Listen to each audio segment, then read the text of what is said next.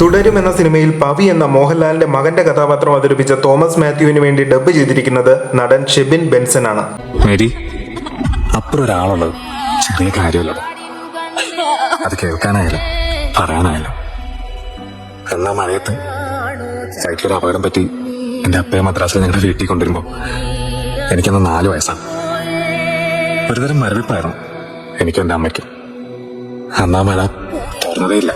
ആ മഴയത്ത് ഒരു കുടയായി വന്ന ആളാണ് ബെൻസ്. എന്റെ അപ്പയെ പോലെ അല്ല, എന്റെ അപ്പ തന്നെ. കുഞ്ഞാലിമരക്കാരിൽ നടൻ അർജുനു വേണ്ടി ശബ്ദം നൽകിയിരിക്കുന്നത് മലയാളം നടൻ വിനീതാണ്. ആരാണ് ഈ കുഞ്ഞാലി? കണ്ടവർ ജീവിച്ചിരിപ്പില്ല, കേട്ടവർക്ക് എവിടെയുണ്ടെന്നും അറിയില്ല. അയാളെ കുറിച്ചൊട്ടിക്കുന്ന വിളംബരങ്ങൾ പശ ഉണങ്ങും മുമ്പേ കീറി മറഞ്ഞു പോകും. തൊണ്ടിമുതലും ദൃക്സാക്ഷിയും എന്ന ചിത്രത്തിൽ നടി നിമിഷ സജയന് വേണ്ടി ശബ്ദം നൽകിയിരിക്കുന്നത് നടി സൃന്ദയാണ്.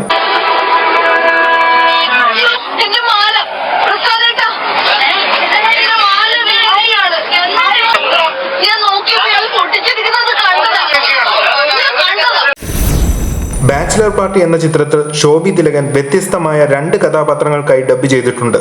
റഹ്മാനു വേണ്ടിയും ഇതൊക്കെ ചോദിച്ചു കാര്യങ്ങളാണോ? നോക്കി കണ്ടോ ചെയ്യണം, അല്ലാതെ ഞാൻ പറഞ്ഞാലും എല്ലാം ചെയ്യുന്നുണ്ടോ? ഗ്ലാസ് ബാഗിലുണ്ട്, വെള്ളമില്ല, ഒന്ന് പോടാവുന്നു.